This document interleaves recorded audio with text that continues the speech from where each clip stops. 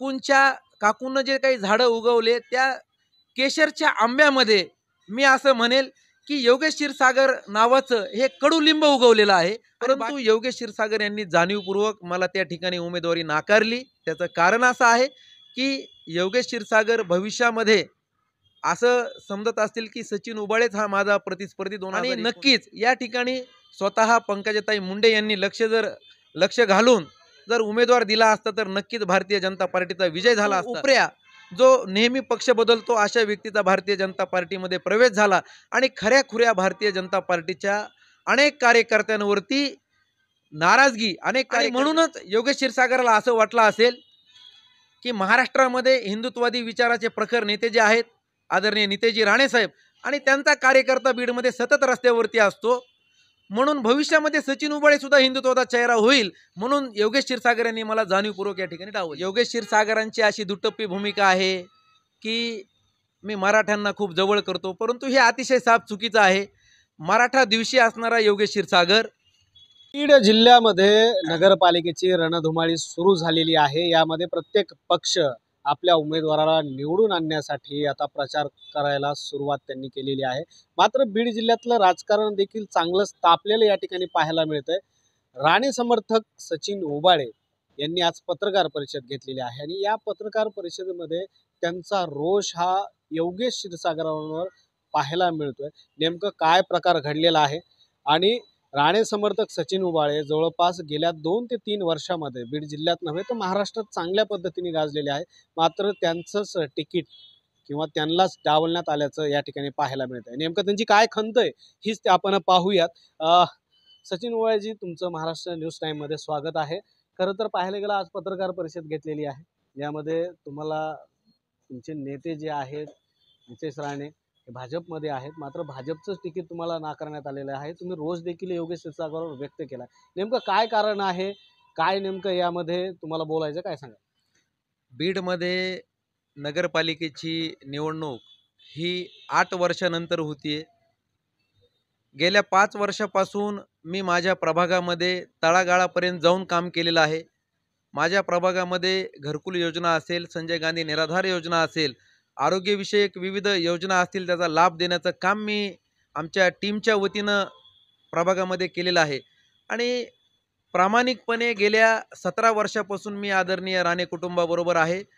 भारतीय जनता पार्टीमध्ये राणे साहेबांनी ज्या दिवशी प्रवेश केला त्या दिवशी माझा देखील प्रवेश भारतीय जनता पार्टीमध्ये झालेला आहे आणि महाराष्ट्राच्या लोकनेत्या आदरणीय पंकजाताई मुंडे, माझे नेते आदरणीय नितेजी राणे साहेब, माजी खासदार प्रीतमताई मुंडे, बीड जिल्ह्याचे लोकप्रिय नेते सुरेश अण्णा धस यांच्या माध्यमातून विविध प्रकारचे त्यांच्या मार्गदर्शनाखाली विविध प्रकारची आंदोलनं आणि लोकहिताचे कार्य करण्याचं काम मी गेल्या अनेक वर्षापासून या बीड जिल्ह्यामध्ये करतोय आणि गेल्या 2 वर्षापूर्वी बीड जिल्ह्यामध्ये जो एक मोठा भ्रष्टाचार आणि गोरगरीब लोकांच्या ठेवींचा जो विषय होता त्या विषयावरती गेल्या 2 वर्षापासून सर्वसामान्यांच्या प्रश्नावरती झगडतोय, रस्त्यावरती आंदोलनं करतोय, आमरण उपोषण करतोय आणि विविध प्रकारचं लोकहिताचं कार्य माझ्या हातून चालू असून मी कुठल्या तरी संविधानिक पदावरती मी बसलं पाहिजे अशी नागरिकांची इच्छा होती आणि माझं जे काम आहे, माझा प्रभाग जो सर्वसाधारण म्हणून आरक्षित झाला म्हणून मी माझ्या प्रभागामध्ये उमेदवारी या डॉक्टर योगेश क्षीरसागर यांच्याकडे मागितली, परंतु योगेश क्षीरसागर यांनी जाणीवपूर्वक मला त्या ठिकाणी उमेदवारी नाकारली। त्याचं कारण असं आहे की योगेश क्षीरसागर भविष्यामध्ये असं समजत असतील की सचिन उबाळेच हा माझा प्रतिस्पर्धी 2029ला असणार आहे, म्हणून योगेश क्षीरसागर यांनी माझी उमेदवारी डावललेली आहे। योगेश क्षीरसागर जसे कपडे बदलतात तसे योगेश क्षीरसागरांना जसे कपडे बदलतात तसे योगेश क्षीरसागर यांनी पक्ष बदलले आहेत। सचिन उबाळे गेल्या 17 वर्षापासून एका कुटुंबाबरोबर एकनिष्ठ आहे आणि गेल्या 5 ते 7 वर्षापासून भारतीय जनता पार्टीचा कार्यकर्ता म्हणून एकनिष्ठ कार्यकर्ता म्हणून मी काम करतोय। यामध्ये जर पाहायला गेलं तर योगेश क्षीरसागरांनी जे भाजपमध्ये प्रवेश केलेला आहे त्यामध्ये अनेक उमेदवार त्यांनी स्वतः दिलेले आहेत, त्यांचे ठरलेले उमेदवार होते, मात्र यामध्ये तुम्हाला त्यांनी का डावललं, तुम्ही एक भाजपचे आणि त्यात खंदे जे तुमचे नेते आहेत त्यांचे कार्यकर्ते आहात. तुम्ही बीड जिल्ह्यामध्ये देखील भरपूर मोठे ताकदीचे कार्यक्रम घेतलेले आहेत किंवा आंदोलन केलेले आहे. मात्र असं असूनही देखील योगेश क्षीरसागरांनी तुम्हाला डावललं का? बीडमध्ये भारतीय जनता पार्टीला मानणारा खूप मोठा वर्ग आहे. कारण या बीड जिल्ह्याला स्वर्गीय गोपीनाथजी मुंडे साहेब यांचा वारसा लाभलेला आहे आणि त्यांचा वारसा आदरणीय पंकजाताई मुंडे, प्रीतमताई मुंडे ह्या अविरतपणे चालवतात. त्यांना मानणारा खूप मोठा वर्ग आहे आणि नक्कीच या ठिकाणी स्वतः पंकजाताई मुंडे यांनी लक्ष घालून जर उमेदवार दिला असता तर नक्कीच भारतीय जनता पार्टीचा विजय झाला असता. परंतु उपऱ्या जो नेहमी पक्ष बदलतो अशा व्यक्तीचा भारतीय जनता पार्टीमध्ये प्रवेश झाला आणि खऱ्याखुऱ्या भारतीय जनता पार्टीच्या अनेक कार्यकर्त्यांवरती अनेक कार्यकर्त्यांची नाराजगी या ठिकाणी झालेली आहे. कारण भारतीय जनता पार्टीच्या वतीनं फक्त 6 ते 8 उमेदवार या ठिकाणी दिलेले आहेत आणि उर्वरित उमेदवार जे की ज्यांना स्वप्नातही असं वाटत नव्हतं की मी निवडणुकीच्या रिंगणामध्ये असेल किंवा मला उमेदवारी असेल, असे योगेश क्षीरसागर यांनी फोन करून माणसं बोलून त्यांना बळच उमेदवार केलेला आहे आणि अशी परिस्थिती आज भारतीय जनता पार्टीची योगेश क्षीरसागरमुळे झालेली आहे. आदरणीय ताईसाहेबांनी जर ठरवलं असतं तर प्रत्येक वार्डामध्ये 52 ठिकाणी भारतीय जनता पार्टीचाच कार्यकर्ता म्हणून उमेदवार या रिंगणामध्ये असला असता. एकेकाळी खरं पाहायला गेलं तर क्षीरसागर कुटुंब हे बीड जिल्ह्यावर राज्य करणारं होतं. मात्र आता योगेश क्षीरसागर तेच दिवस आणण्याचा प्रयत्न करतायत. मात्र यामध्ये भूमिका त्यांच्या ज्या आहेत त्या चुकीचा तुम्ही म्हणत आहात. काय वाटतं? योगेश क्षीरसागर मुळामध्ये हा भाजपचा चेहरा होऊ शकत नाही. योगेश क्षीरसागर हा चेहरा हिंदुत्वाचा होऊ शकत नाही. कारण त्यांची बॉडी लँग्वेज हिंदुत्वादी विचाराची नाहीच आहे. हिंदुत्वादी विचार योगेश क्षीरसागर घेऊन पुढे जाऊ शकत नाहीत आणि म्हणूनच योगेश क्षीरसागरला असं वाटलं असेल की महाराष्ट्रामध्ये हिंदुत्वादी विचाराचे प्रखर नेते जे आहेत आदरणीय नितेजी राणे साहेब आणि त्यांचा कार्यकर्ता बीडमध्ये सतत रस्त्यावरती असतो, म्हणून भविष्यामध्ये सचिन उबाळे सुद्धा हिंदुत्वाचा चेहरा होईल म्हणून योगेश क्षीरसागर यांनी मला जाणीवपूर्वक या ठिकाणी डावललेले. यामध्ये हिंदुत्ववाद आणि त्याचबरोबर एक मराठा चेहरा म्हणून आज राणे समर्थक म्हणून तुम्ही सगळ्यांसमोर जात आहेत. ही देखील भीती आहे का त्यांना? मुळामध्ये योगेश क्षीरसागरांची अशी दुटप्पी भूमिका आहे की मी मराठ्यांना खूप जवळ करतो, परंतु हे अतिशय साफ चुकीचं आहे. मराठा दिवशी असणारा योगेश क्षीरसागर यांना मराठ्यांचं काही देणं घेणं राहिलेलं नाहीये आणि मला एक सामान्य कुटुंबामध्ये मी जन्म घेतलेला आहे.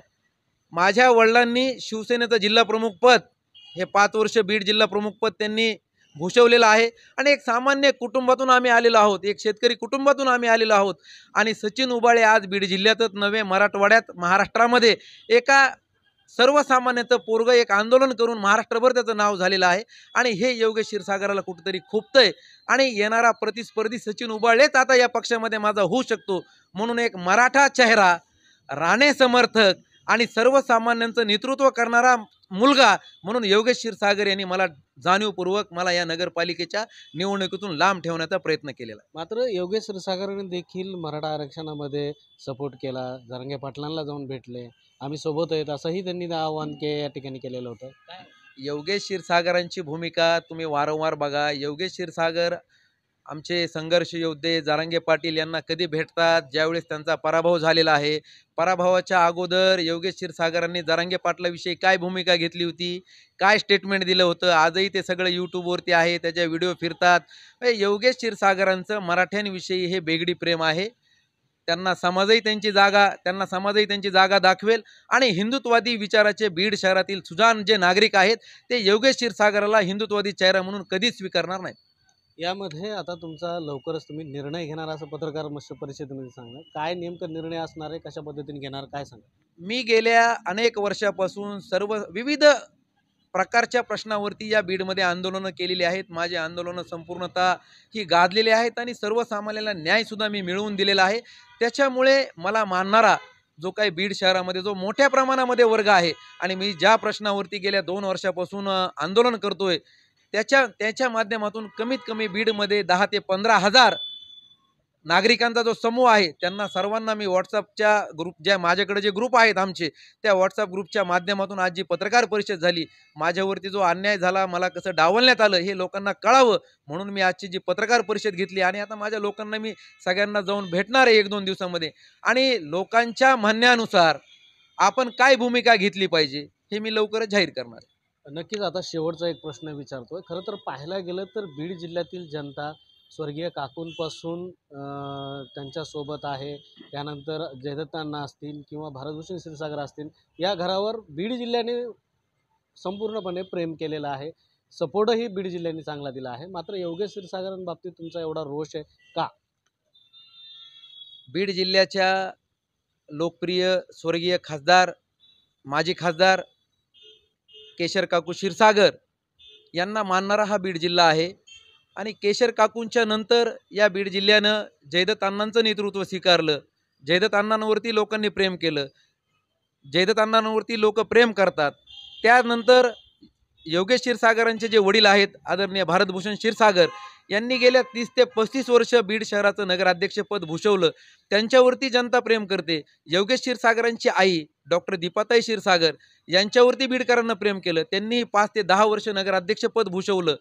परंतु काकूंचा जो मळा आहे, काकूंना जे उगवलेलं आहे, त्या काकूंना जे काही झाडं उगवले त्या केशरच्या आंब्यामध्ये मी असं म्हणेल की योगेश क्षीरसागर नावाचं हे कडुलिंब उगवलेलं आहे आणि बाकीचे सगळे केशर आंबे आहेत आणि योगेश क्षीरसागर हे कडुलिंब आहे. नक्कीच. जर पाहायला गेलं तर एकंदरीत हे पूर्णपणे वातावरण तर आपल्याला या ठिकाणी पाहायला मिळत आहे. नेमकं आता यामध्ये राणे समर्थक सचिन उबाळे यांची पुढची भूमिका नेमकं काय असणार हे देखील पाहणं गरजेचं आहे. मात्र सध्या त्यांनी त्यांची भूमिका जी आहे तो योगेश क्षीरसागरांच्या विरोधामध्ये या ठिकाणी मांडलेली आहे. महाराष्ट्र न्यूज टाईमसाठी रोहित दीक्षित, बीड.